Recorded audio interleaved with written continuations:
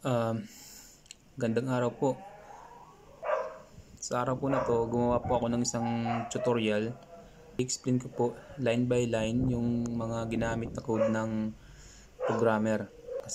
Gumawa po siya ng TikTok, ang laro na TikTok to. Gamit po yung pure JavaScript. Paalala lang po, hindi po ako isang professional na programmer. Ang pagko-coding po ng JavaScript ay hobby ko lamang po. So bago tayo magsimula, pasalamat muna tayo sa gumawa ng project na to. Yan po siya, si BroCode. Pwede kayong pumunta sa channel niya, bisitahin nyo. Marami po siyang magagandang content para sa JavaScript. So, dito muna tayo sa HTML file. Bale, ginawa niya dito, sa loob ng body niya, gumawa siya ng div, may ID na game container. Sa loob niyan, ng game container na yan, ay h1, ito po yung name ng game natin.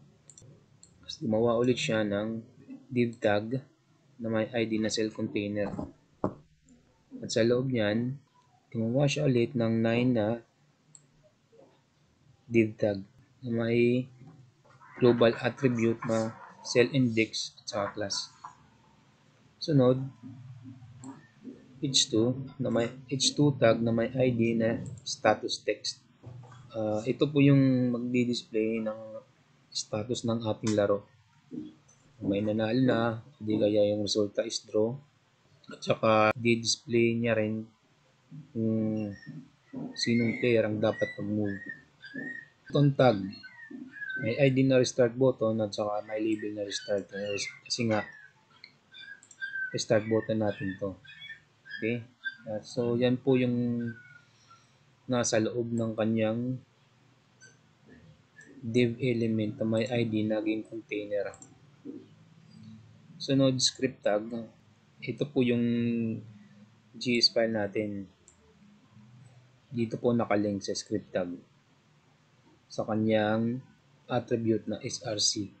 Punta na tayo sa JS file niya kung saan siya nag-manipulate ng mga HTML elements. Una, nag-initialize siya ng mga value.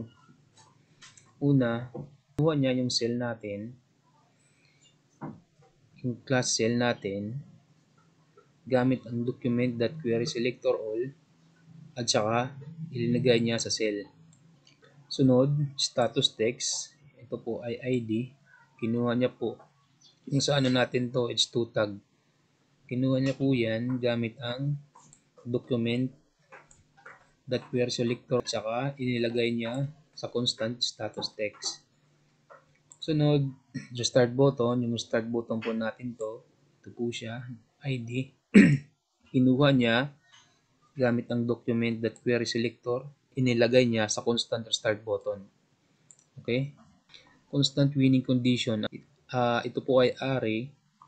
At sa loob niyan, meron siyang indexes na from 0 to 8. At sa loob niyan ay array din na may value. Sa loob niyan ay may mga value. Tig 3. Ito po yung mga winning condition ng player natin. Let options equals array din siya. Meron din siyang from 0 to 8 indexes.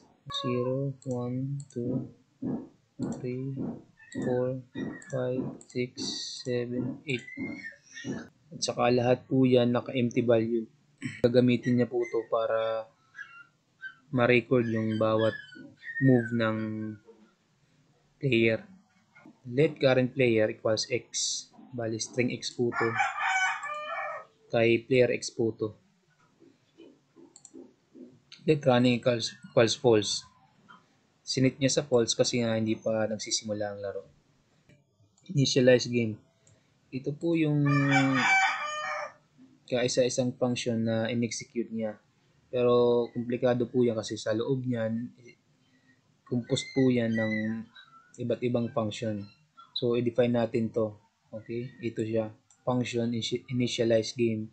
From constant cells, kinuha niya at sa bawat cell, linagyan niya ng add event listener. Na sa bawat pag-click natin ng cell ay tatawagin niya itong cell click function. Okay? Start button. Linagyan din niya, kinuha niya yung constant start button natin at linagyan niya ng add event listener. Na sa bawat click ay tatawagin itong restart game function. Status text, ito po yung h2 natin. Kinuha niya at sinet niya yung content niya, yung text content niya sa current player's turn. Bali, kinuha niya po yung value ng current player gamit ang ito po, backticks dollar, open and close curly brackets.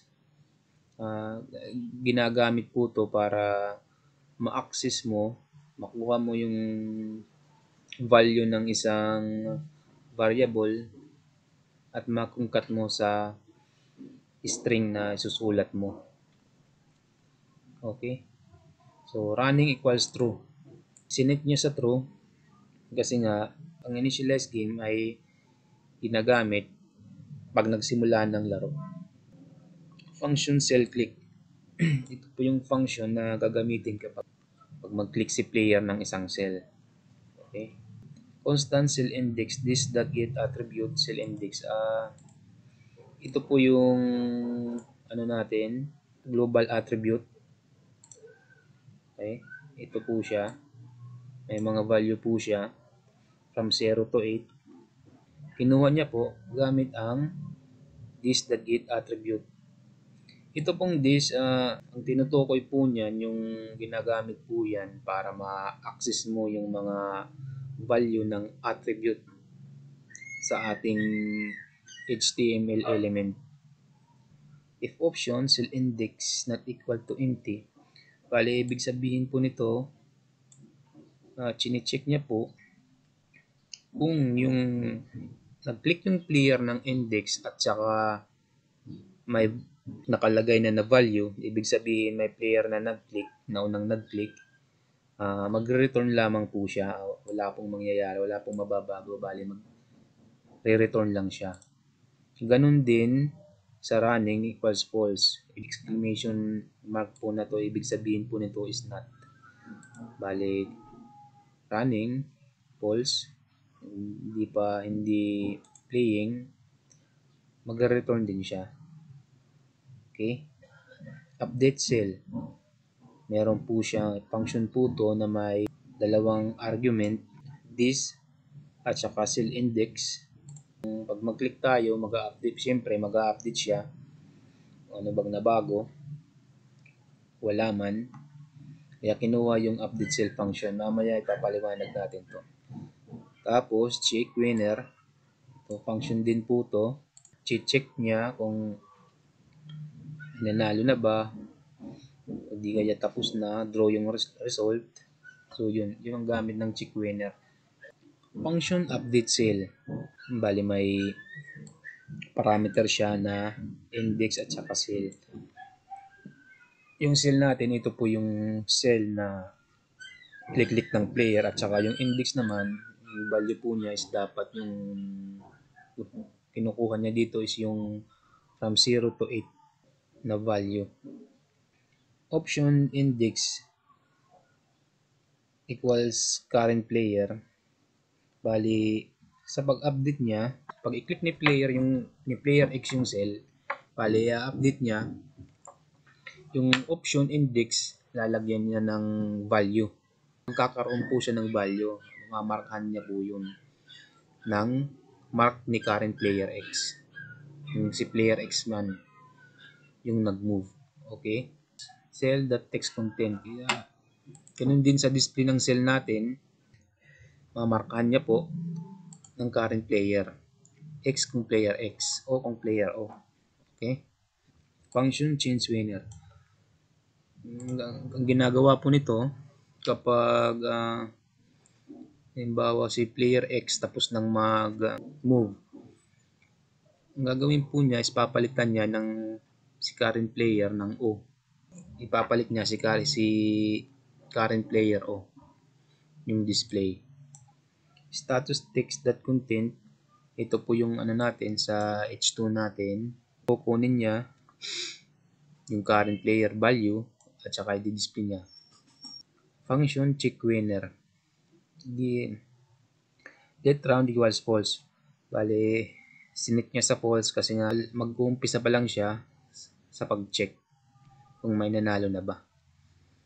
Kaya sinit niya sa false. For let I equals 0, I less than winning condition dot length I plus plus. Itong winning condition po natin, ito po yung array natin. Meron siyang 0 to 8 na array na index. Ito pong dot length, ibig sabihin po niyan kung yung length ng array natin yung tinutukoy dito. Kaya pwede nating sabihin tong I lesser than 9. Okay? Constant condition equals winning condition I. Okay, sa unang iteration ng for loop natin, I equals 0. Winning condition index 0. Ano po yung value ng winning condition index 0 natin? Ito po siya. Array po siya. At saka sa loob niyan, yung value ng kanyang array ay 0, 1, 2. Sa second iteration naman, yung I equals 1, bali winning condition index 1, value po niya is 3, 4, 5. Tapos, cell A equals option condition index 0. Palang value po niyan, halimbawa, nasa second iteration tayo,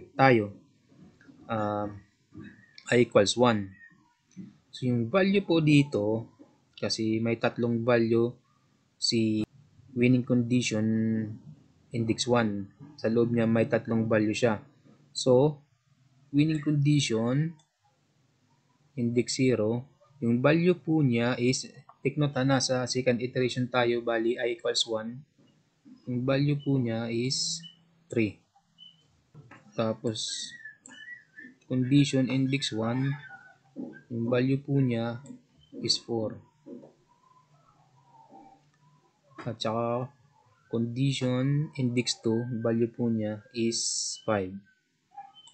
Ang sunod, gumawa siya ng F condition, cell A equals empty, or cell B equals empty, or cell C equals empty.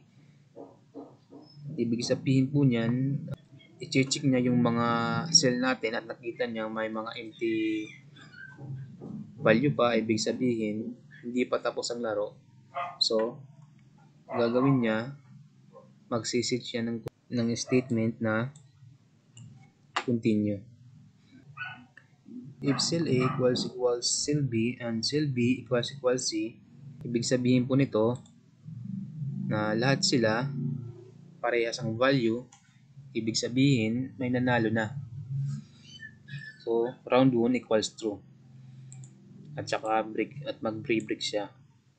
If round 1, kung true po ito, status text content, yung H2 po natin to, i-display niya po, kukunin niya po yung value ng current player na nag-move.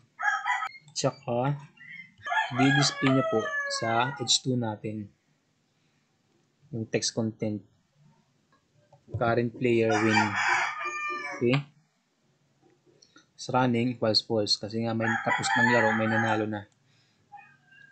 Else, if exclamation point options that includes empty, ibig po sabihin po nito, kapag na-check niya yung mga cells natin at saka wala na pong empty value at wala ring nanalo, status text content sa H2 natin to, i-display niya po na draw. Walang nanalo. Okay? Tapos, running set to false. Kung wala naman pong wala pang na-meet na condition dito sa taas, ang gagawin niya po is else change player. Sunod, function restart din. Ito po yung button natin, yung function na ginagamit sa button natin. Anong ginawa niya dito? Current player equals sinit niya sa x, string photo, string x. Saka yung options, binalik niya sa dati, lahat in-empty niya kasi nga restart. Kasi nga nag-restart tayo. Kasi nga rin-start ni player. Status text that content current player's turn. Set niya uli. Tapos cells that for each cell that text content, lahat po i-empty niya po. Yung mga mark ng cell natin, yung X at O, i-empty niya po dito. Okay? Running equals true. So, yun po. Kung may error man po ako, pwede nyo po akong i-correct. So, I hope may natutunan kayo.